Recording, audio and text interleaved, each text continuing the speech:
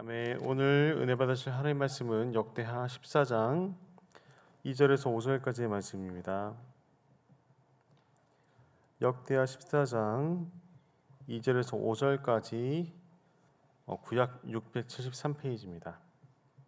한 절씩 교독하도록 하겠습니다. 아사가 그의 하나님 여호와 보시기에 선과 정의를 행하여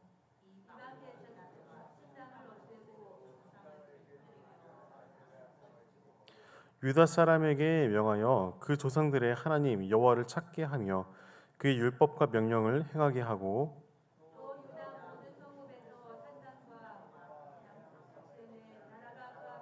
평안함을 누리니라. 아멘. 어제는 그 역대하 13장의 그 아비야에 대한 그 말씀을 나누었을 것입니다. 그 다음에 오늘은 아비야의 아들 아사 왕에 대한 기록이 오늘 역대하 14장에 기록되어 있습니다. 이 아비야에 이어서 아사는 그 다윗의 신앙을 계승한 왕이었습니다. 이 아사는 북이스라엘과 남유대가 분열된 상황에서 남유대가 그 다윗으로부터 이어지는 하나님의 언약 백성임을 믿고 그다음에 종교 개혁을 일으킨 왕입니다. 그의 아버지 아비야와 그 같이 행하지 않고 아비야는 다윗의 길에서 떠나서 자신의 삶 가운데 이득이 되고 또한 우상을 숭배를 통해서 이 남유다를 우상 숭배 속으로 더럽힌 왕이기도 했었습니다.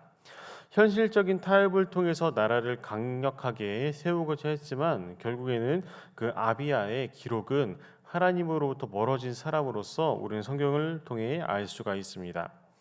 이 아비야의 아들 아사는 왕이 되었을 때에 역대기에서 아사에 대한 평가를 가장 먼저 여호와 보시기에 선과 정의를 행했다라고 기록되어 있습니다. 물론 이 아사의 아버지인 이 아비야는 이 전쟁 북이스라엘과 전쟁을 할 때 하나님의 이름을 통해서 큰 승리를 얻긴 했지만 그것으로 끝나고 하나님께로부터 하나님께서 기뻐하시는 그 종교 개혁을 일으키지는 못했습니다. 우상 숭배를 병행했다는 것입니다. 하지만 이 아사는 아버지와 다르게 우상 숭배를 끊고 산당을 제거하고 바알과 아세라 목상을 없앴던 그런 왕이기도 했었습니다. 하나님께서는 어떤 근거로서 그 아사에게 선과 정의를 행했다라고 평가하셨을까요? 아사는 그 하나님께서 보시기에 가장 기쁜, 가장 올바른 방법, 다윗의 길을 따랐다라는 것을 오늘 본문을 통해서 우리에게 알려주고 있습니다. 이 열왕기서에서는 이 아사에 대한 평가가 이 역대기와는 살짝 다른 부분이 있는데 열왕기서에서는 이 아사 왕이 산당을 제거하지 않았다라고 기록했지만 역대기에는 아사가 산당까지 제거했다라고 기록되어 있습니다. 그리고 또한 아사는 유다 사람들에게 하나님을 바라보는 신앙을 강조하면서 하나님의 율법과 명령을 행하기를 권면한 왕이었습니다. 이 성경을 읽다 보면 이 종교 개혁을 일으킨 왕들을 통해서 우리도 만약에 이 시대에 이런 왕의 자리였으면은 우리도 종교 개혁을 했을 것이다라고 생각했을 분들이 되게 많으실 것입니다.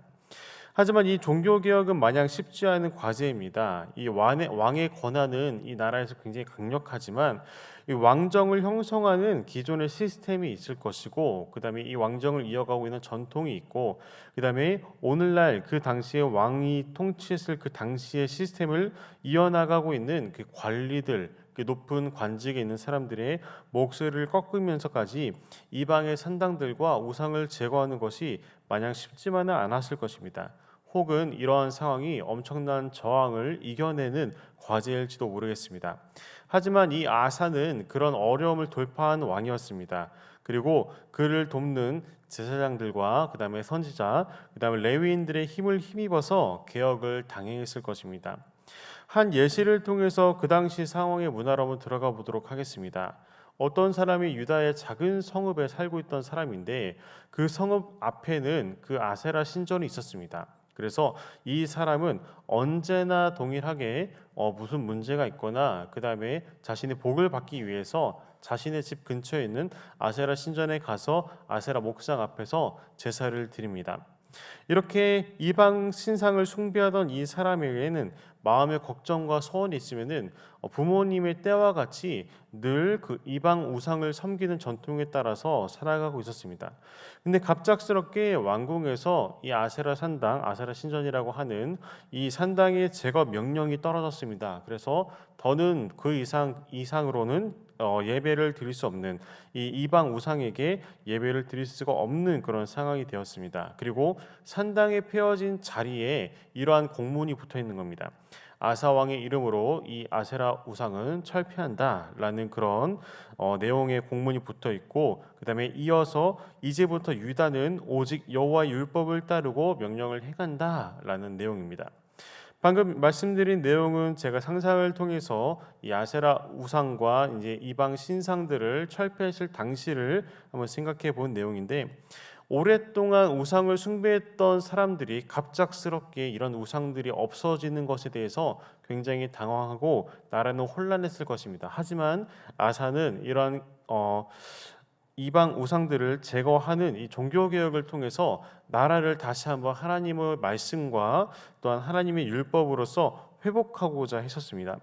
이 개혁은 사실 쉽지 않습니다. 온 나라의 문화를 바꿔야 되는 상황입니다. 그 다음에 자신을 이끌고 자신을 지지해야 되는 기반의 세력들을 다시 한번 솎아내야 되는 그런 상황이기도 합니다. 그런데 이러한 상황에서 저항이라는 파도를 뚫고 아사는 새로운 흐름을 만들어냈습니다. 그리고 그에게 하나님께서는 통치할 시대에 평안을 선물로 주셨습니다. 그리고 그 선물을 기회로 삼아서 유다의 성읍들을 강하고 단단하게 정비한 왕이었습니다. 이 아사에게도 위험이 하나 있었는데요. 이 위험 가운데서도 신앙을 통해서 어떻게 어려움을 극복했는지 오늘 이어서 본문 14장에서 9절에서 12절까지에서는 야사가 어떻게 위험을 극복했는지가 기록되어 있습니다. 9절부터 12절까지를 한 절씩 교독하도록 하겠습니다. 한 절씩 제가 먼저 읽겠습니다. 구스 사람 세라가 그들을 치려하려 군사 100만 명과 병거 300대를 거느리고 마레사에 이르매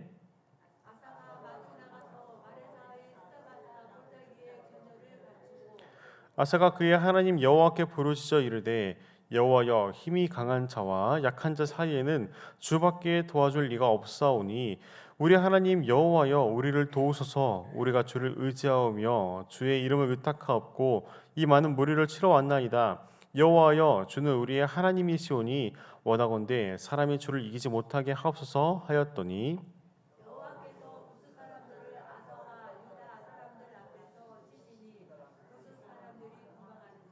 아멘.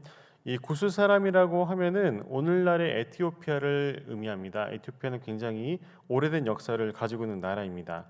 여기에서 이제 구스 사람 세라, 아마도 이제 장군 이름일 것입니다. 이 세라가 100만 명의 대군과 그다음에 병거 300대를 가지고 이제 유다까지 왔습니다. 이 구스라고 하면은 에티오피아고, 아프리카에서도 이 에티오피아의 위치를 살펴보면요, 그 에티오피아에서 이 남유다까지 오기 위해서 이집트를 통해서 왔었어야 됐습니다. 그래서 이 시대적인 상황에 대해서 많은 역사학자들이 이 당시 에티오피아가 이집트를 업고 그 다음에 이제 중동의 지역까지 패권을 장악하기 위해 올라온 것은 아닐까라는 그런 많은 해석들이 있는데, 결과적으로 아마 에티오피아와 이집트가 함께 치러 올라왔던 그런 상황이었던 것으로 많은 학자들은 예상을 합니다. 근데 100만 명과 이제 300대를 거느리고 이 유다를 치기 위해서, 유다만을 치기 위한 목적으로는 올라오지 않았을 것입니다. 작은 나라를 치기에는 이만큼의 군사까지는 필요 없을 거라는 해석이 있기 때문입니다.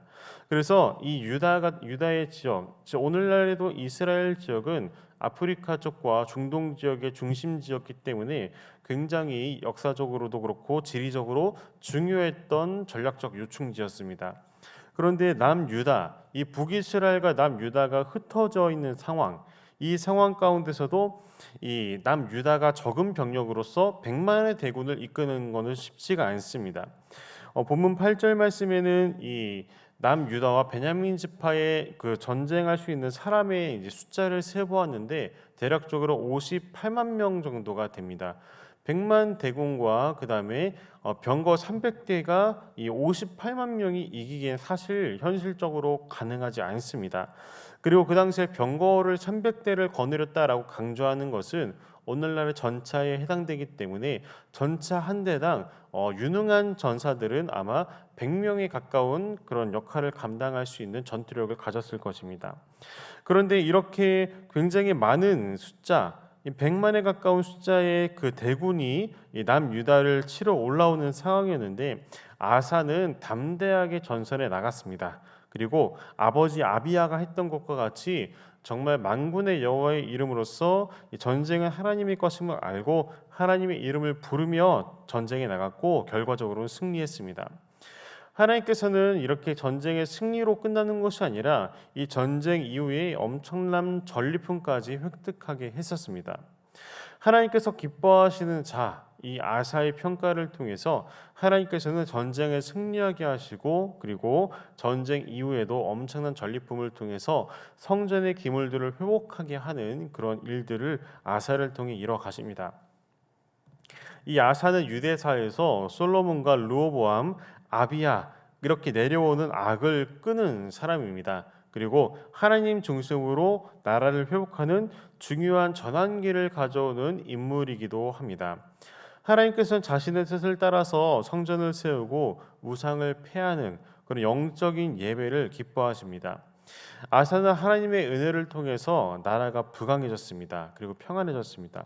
하지만 아사의 모습, 오늘 본문 14장에는 아사의 그 선한 왕으로서의 평가와 그다음에 종교 개혁과 전쟁에서의 승리와 하나님께서 기뻐하시는 모습이 기록되어 있지만 아사의 후기에는 초반에 비해서 하나님을 경외하고 의지하기보다는 세상을 의지하고 자신이 병에 걸렸을 때도 의사를 더욱더 의지하기도 하고 선지자의 말씀을 듣지 않는 모습이 보이기도 합니다. 아사는 이렇게 정말 하나님께서 기뻐하시고 정말 아름다운 역할, 그런 우상을 제거하고 그다음에 하나님께로 마음을 쏟은 역할이었지만 그의 신앙의 한편에 그의 신앙의 후기에서는 그 절정기와는 다르게 신앙의 역사적인 부분과는 다르게 인간적인 모습이 많이 보이게 됩니다. 이러한 교훈을 통해서 하나님께서는 선하고 정직하다는 평가가 일상에서 일평생 주어지는 사건으로 보이는 것이 아니라 그 당시의 사건을 통해서 하나님께서 기록하셨고 그 다음에 이 말년에서는 하나님께서는 이에 대한 안 좋은 그 공과는 다른 이 실에 대해서도 하나님께서는 명확하게 기록하고 계시다라는 것입니다. 오늘날 우리의 삶 가운데서도 이렇게 말씀을 적용해 보면은 하나님께서 오늘날 우리에게도 빛과 소금으로서 역할을 사는 사람들을 굉장히 기뻐하십니다. 그 다음에 어제의 은혜를 통해서 어제 살아갔던 사람들이 아니라 하나님께서는 오늘의 은혜를 가지고 오늘을 개혁하고 오늘의 삶 가운데 하나님과 동행하는 사람들을 기뻐하신다라는 것입니다. 그래서 우리가 어제의 신앙, 우리가 이전에 있었던 젊을 때의 신앙을 가지고 오늘날을 살아가는 것이 아니라 오늘 주실 하나님의 은혜를 바라보고 내일의 소망의 하나님을 바라보는 것이 중요한 우리의 신앙의 과업이기도 합니다. 하나님께서 기뻐하시는 것은 우상들을 제거하고 산당들을 제거하고 하나님의 자녀들을 하나님의 말씀과 율법으로 회복시키는 것입니다. 이것을 통해서 하나님께서는 아사를 정말 하나님 보시기에 선과 정의를 행했다라고 평가하는 기준이기도 했었습니다. 오늘날 만약에 하나님께서 기뻐하시는 자로서 우리가 그런 평가를 받고 싶다면은 하나님 보시기에 우리가 선을 행하고 하나님 보시기에 우리가 정의를 행했다라는 평가를 받고 싶다면은 우리는 어떠한 일을 해야 될까요? 가장 먼저는 우리 안에 악한 그 세상의 지식들과 악한 유혹과 악한 구습들을 쫓아내는 것입니다. 그 다음에 우리는 하나님 말씀을 저희를 묵상하고 하나님의 뜻 가운데 하루하루를 살아가는 것이 하나님께서 보시기에 선하고 정직한 길을 행한다라고 평가를 받을 수 있을 것입니다. 근데 이것이 오늘날 우리에게만 끝나는 것이 아니라 이렇게 새벽 예배에 나오고 열심히로 신앙생활을 하시는 분들은 아마도 가정의 영적인 지도자이실 것입니다. 우리에서만 끝나는 것이 아니라 우리 가정을 위해서 우리는 이렇게 아사와 같이 개혁을 이끄는 리더가 되어야 합니다. 단순히 나만 구원받고 나만 하나님의 은혜 가운데 살아간다면은 열매가 없을 수 있습니다. 하나님의 은혜로 우리가 하나님의 자녀됐다는 것은 하나님의 말씀을 통해 나를 통해 열매가 맺혀질 것이다라는 것이 내포되어 있기 때문에 우리의 가정이 하나님의 말씀으로 다시 한번 개혁이 되고 우리의 가정이 하나님의 말씀을 지켜 행하는 가정으로서 나를 부르셨다라는 것을 오늘 새벽에 기도하는 시간이 되었으면 좋겠습니다. 그리고 또한 아사는 자신의 공동체인 유다 백성들을 개혁한 사람입니다. 우리 또한 마찬가지로 개혁에 대한 마음을 가져야 합니다. 적게로는 우리 가정부터 시작했다면은 우리가 섬기고 있는 각자의 공동체 혹은 교회 가운데 문제점이 있다면은 이 문제점만 우리가 짚고 우리가 마음속으로 이건 잘못했어라고 말하는 것이 아니라 이 문제를 해결하기 위한 지혜를 달라고 기도하고 지혜롭게 하나님의 질서 가운데 이 문제가 해결되기 위해서 우리는 기도하고 우리는 실행해야 합니다. 성경 말씀을 통해서 우리는 많은 사람들이 하나님이 기뻐하시는 일을 하고 종교 개혁을 하는 것을 보고 우리도 아마 이 시대에 갔었으면 이러한 개혁을 하지 않았을까라고 생각할 수 있습니다. 이러한 시대적으로 우리가 개혁을 할 수 있을까라는 것을 우리가 접목할 수 있는 방법은요. 오늘 우리가 하는 것입니다. 아사는 정말 어려운 상황 가운데서도 솔로몬과 르호보암과 아비야의 악을 끊고 종교 개혁을 했던 사람입니다. 우리에게 맡겨진 믿음의 분량이 다르고 하나님께서 쓰시는 방향이 다릅니다. 하지만 우리에게 맡겨진 분량이 작을지라도 작은 개혁이라도 일으키는 것이 하나님께서 기뻐하시고 또한 그 길을 이끌어 가시는 자로서 하나님께서 함께 하시는 은혜를 우리에게 베풀어 주실 줄을 믿습니다. 마지막으로 우리가 이 말씀을 통해서 아사가 젊을 때는 정말 하나님께 개혁을 통해서 나아갔지만 아사가 나중에 후대에는 하나님을 의지하기보다는 세상을 더 의지했다라고 말씀을 드렸습니다. 예수님께서 말씀하신 그 포도원 일꾼 비유와 같이 포도원에 들어가서 일하는 순서는 각각 다를지라도 결과적으로 품삯을 받을 시기는 동일합니다. 그 다음에 그 품삯의 값 자체도 동일합니다.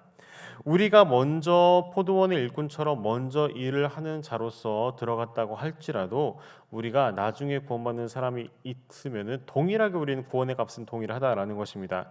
하지만 우리는 먼저 포도원에 들어갔다고 우리가 먼저 일했기 때문에 하나님 우리에게 왜 더 많은 상급을 주지 않으시나요? 라고 불평하기보다는 하나님 나를 먼저 사용하여 주시니 감사합니다. 내가 하나님의 은혜 가운데 먼저 하나님을 위해서 이렇게 일을 하고 살아왔습니다. 하나님께 기쁨으로 감사함으로 내가 하나님께 쓰임 받은 것에 대해서 감사하며 평생 하나님을 바라보며 살아가겠습니다. 라고 고백하는 오늘 하루가 되기를 소원합니다. 하나님께서 하나님을 바라보는 자들, 하나님의 말씀으로 우리의 삶 가운데 정돈을 하는 자들, 하나님의 말씀으로 주야로 묵상하는 자들에게 오늘도 일하실 것입니다. 하나님을 만나고 변화되어서 하나님의 사람으로 살아가며 하나님의 사랑으로 살아가면서 오늘 하루 하나님께서 우리에게 베풀어 주실 하나님의 손길을 기대하면서 오늘 이 시간 하나님께로 나아갔으면 좋겠습니다.